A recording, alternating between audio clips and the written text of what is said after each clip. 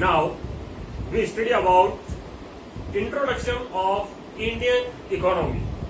मतलब आज हम इंडियन इकोनॉमी के इंट्रोडक्शन की बात करेंगे. थोड़ा सा नॉलेज हम लेते हैं. पहले इंट्रोडक्शन में मतलब नॉलेज लेते हैं थोड़ी सी. सबसे पहली चीज, Indian economy is the other part of 12th syllabus. 40 marks total इसके हैं, जिसको हम 3 अलग अलग पार्ट्स के अंदर डिवाइड करते हैं. 1, 2 and 3. Number 1, 12 marks. Number 2, 22 marks. And number 3, 6 marks. Number 1, Indian economy. हम यहां पर इंडियन इकोनॉमी की बात करते हैं तो इंडियन इकोनॉमी के 3 पार्ट्स की हम बात करते हैं. Before independence 1950 to 1990 and after 1991 यानी कि एलपीजी के बाद. ये सारे के सारी चैप्टर्स मिलाकर के होते हैं हमारे पास 12 marks. Then some challenges like poverty, unemployment etcetera etcetera, 22 marks. And last 6 marks जो कि हमारे पास है India, Pakistan and China comparison, उसके लिए 6 marks. Total 40 marks Indian economy के होते हैं. अब हम इसमें एक समराइज इंट्रोडक्शन की बात करते हैं, जिसके अंदर हम क्या क्या चीजें देखेंगे, कौन कौन सी चीज में क्या क्या आएगा, हम उसकी डिटेल स्टडी करते हैं. सबसे पहली चीज जो हम 12 मार्क्स की बात करते हैं, उसमें 3 चैप्टर्स आएंगे. 12 मार्क्स 3 चैप्टर, यानी कि इंडियन इकोनॉमी को हम 3 अलग अलग भागों में डिवाइड करते हैं. इंडियन इकोनॉमी को 3 अलग अलग भागों में. एक बिफोर 1947, यानी कि जब इंडिया आजाद हुआ तब इंडियन इकोनॉमी की कंडीशन क्या थी. फर्स्ट चैप्टर जिसका नाम है Indian economy on the eve of independence, यानी कि जब भारत आजाद हुआ तब 1947 में इंडियन इकोनॉमी कैसी थी. फिर उसके बाद में हमने पॉलिसीज बनाई, प्लान बनाए. 1950 के अंदर हमने एक प्लानिंग कमीशन बनाया और प्लानिंग कमीशन से लेकर के 1990 तक जो जो प्लान हमने डिसाइड किए, उन प्लान के तहत इंडियन इकोनॉमी किस सिचुएशन के साथ चली. Chapter 2 Indian economy during 1950 to 1990. उसके बाद थर्ड पोर्शन हमारे पास जो आता है LPG.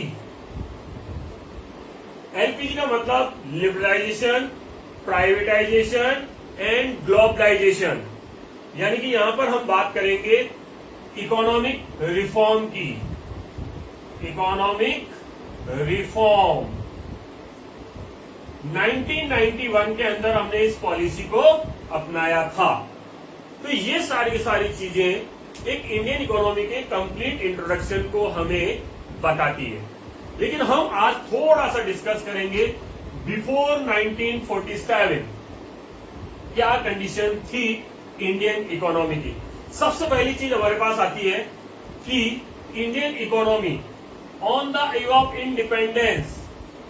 Indian economy on the eve of independence. Number 1, जब हम आजाद हुए 15 अगस्त 1947, तब इंडियन इकोनॉमी की क्या सिचुएशन थी, हम उसकी बात करते हैं. अगर हम बात करें सम फीचर्स, कुछ फीचर्स की अगर हम बात करें तो सबसे पहला आता है इंडियन इकोनॉमी के अंदर प्रोडक्टिविटी बहुत कम थी, जिसको हम कहते हैं low productivity. Agriculture sector, most of peoples depends upon agriculture sector.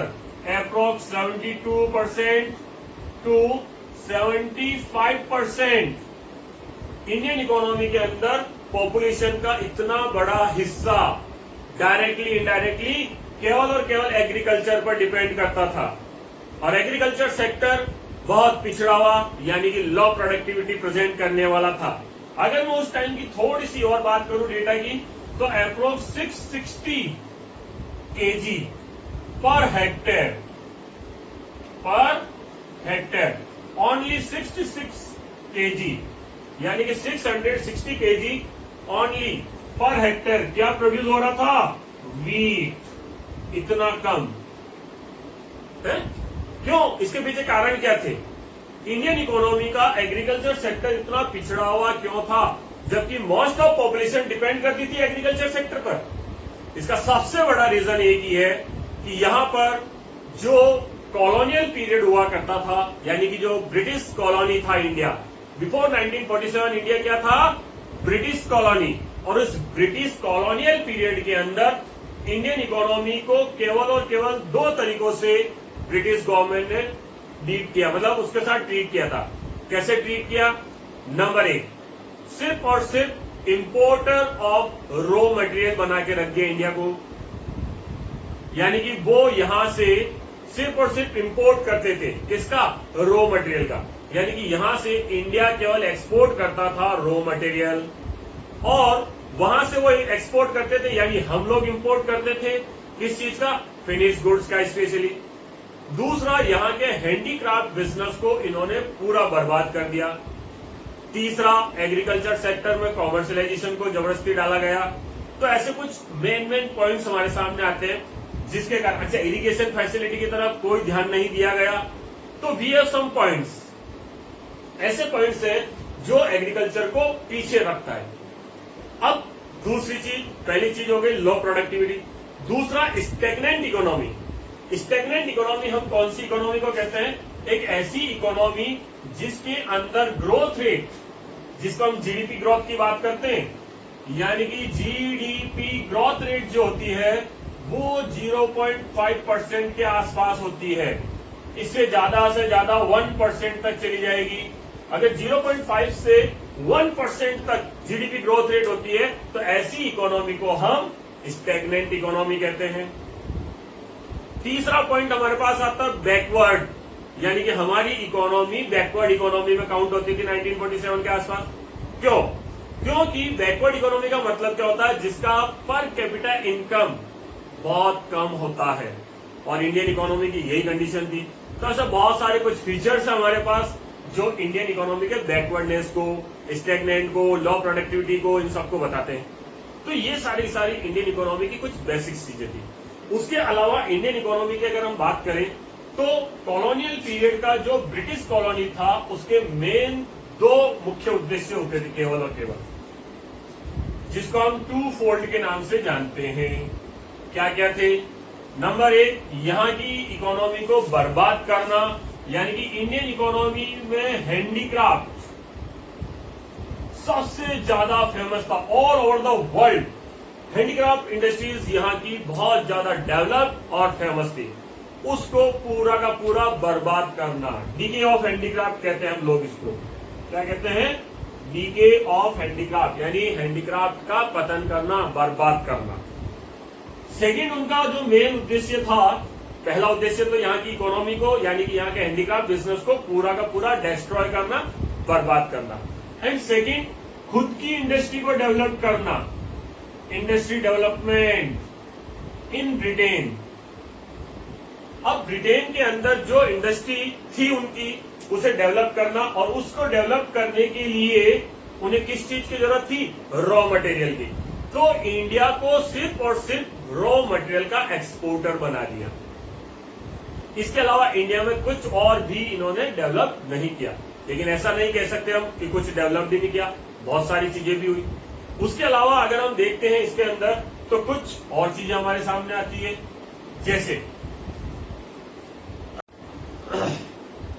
कुछ डेमोग्राफिक कंडीशंस की हम बात करते हैं। उन डेमोग्राफिक कंडीशंस के अंदर इंडियन इकोनॉमी के अंदर कौन कौन सी चीजें कैसे कैसे डेवलप्ड हुई, क्या हुआ। तो सबसे पहली चीज हमारे पास आती है कि 1881 में पहला सेंसस हुआ था। उसके कंटिन्यूस 10 सालों बाद, हर 10 साल बाद सेंसस किया जाता है। उन सारे डेटा को अगर हम देखें, यानी कि उन टाइप के जो भी से हुए, कलेक्शन हुआ, उन सारी चीजों हम देखें तो इंडियन लाइफ एक्सपेक्टेंसी ओनली थी 32 ईयर्स। कितनी थी? Only 32 years life expectancy. Number एक चीज। दूसरी चीज यानी कि अगर कोई भी जन्म के समय पैदा होता तो उसकी लाइफ एक्सपेक्टेंसी मानी जाती थी एवरेज 32 ईयर्स। नंबर 2, उसके अलावा और कौन सी चीजें हमारे पास थी? जैसे यहां की अगर लिटरेसी रेट की बात करें हम, तो लिटरेसी रेट ओनली 16%। उस 16% में से भी मेल लिटरेसी थी 25%, ओनली मेल लिटरेसी। और फीमेल का तो अगर हम बात करें तो ओनली 7%, यानी फीमेल लिटरेसी की तरफ कोई ध्यान नहीं दिया गया। फिर हमारे पास आता है मतलब डेथ रेट के बारे में। जैसे डेथ रेट क्या थी? डेथ रेट और बर्थ रेट पर थाउजेंड्स में काउंट की जाती है। उसके अलावा मोर्टिलिटी है, mortality death rate 218। Mortality death rate का मतलब क्या होता है? जन्म के समय से लेकर के 1 वर्ष तक, यानी कि 0 to 1 ईयर टाइम पीरियड में अगर किसी बच्चे की डेथ हो जाती है तो उसको हम मोर्टिलिटी रेट कहते हैं, इन्फेंट मोर्टिलिटी रेट के नाम से जानते हैं। वो थी 218 पर थाउजेंड, यानी कि 1000 बच्चे अगर जन्म ले रहे हैं तो उसमें से 218 की डेथ हो जाती थी। ये सिचुएशंस थी। तो फर्स्ट सेंसस हुआ 1881 में, और उसके अलावा फिर और जितने इकोनॉमिस्ट थे इंडिया के फेमस इकोनॉमिस्ट, उन सब ने ये सारी बातें बताई।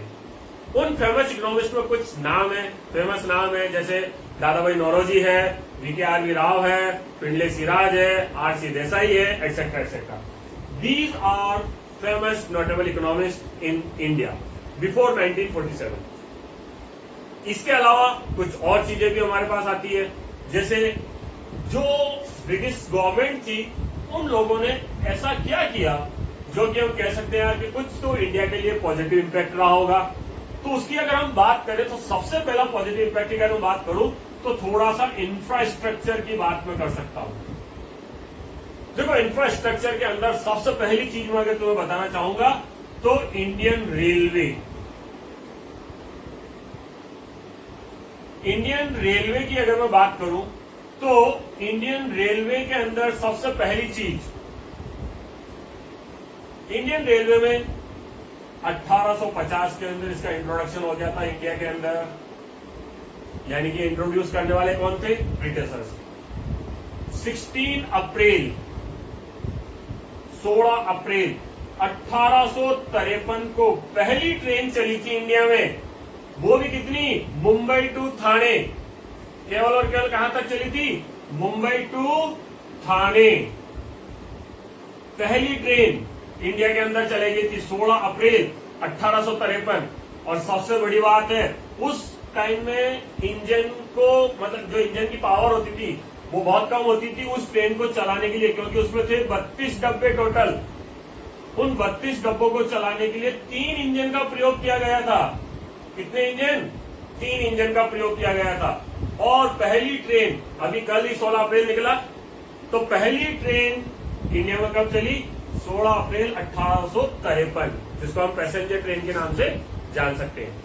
मुंबई से थाने के बीच में ब्रिज भी बनाया गया था, तो ये इंफ्रास्ट्रक्चर डेवलपमेंट उसी टाइम में शुरू हो गया था। उसके अलावा और क्या किया ब्रिटिश गवर्नमेंट ने इंडिया के लिए? तो 1883 में पोस्टल सर्विसेज चालू कर दी थी। और आज कंडीशन ये है, all over the world postal services में दुनिया में नंबर 1 है इंडिया। पोस्टल सर्विसेज के लिए क्या है? नंबर 1। तो पोस्टल सर्विसेज इंडिया में चालू हो गई थी 1883 में। तो ऐसे कुछ इंफ्रास्ट्रक्चर डेवलपमेंट भी ब्रिटिश कॉलोनियल पीरियड में हुए थे। उसके अलावा सबसे पहली यूनिट अगर लगी इंडिया के अंदर इंडस्ट्रियल सेक्टर की तो 1907 में TISCO, Tata iron and steel company 1907 में डेवलप्ड हो गई थी। और जब हम बात कर रहे हैं बिफोर 1947 की, तो यहां पर 7 इंडस्ट्रीज डेवलप्ड हो चुकी थी अलग अलग एरियाज में। अलग अलग एरिया में सेवन इंडस्ट्रीज डेवलप्ड हो चुकी थी उस टाइम तक।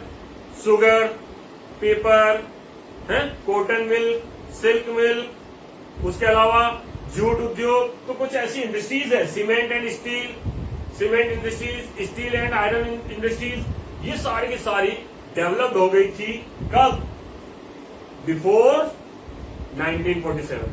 मेन इंपॉर्टेंट ये 7 इंडस्ट्रीज ही डेवलप्ड हो पाई थी इस पूरे टाइम पीरियड में। तो ऐसी कुछ चीजें हैं जो कॉलोनियल पीरियड को हमें बताती है, लेकिन हम ऐसा भी नहीं कह सकते कि सारे सारे पॉजिटिव इंपैक्ट है। कॉलोनियल पीरियड में बहुत सारे नेगेटिव इंपैक्ट भी आए हमारे सामने, तो बहुत सारे पॉजिटिव इंपैक्ट भी आए हमारे सामने। तो आज हमने थोड़ा सा इंट्रोडक्शन देखा, डिटेल हम बाद में देखेंगे। तो ज्यादा से ज्यादा बच्चों तक इसे शेयर करें ताकि सबको अच्छी नॉलेज मिल सके।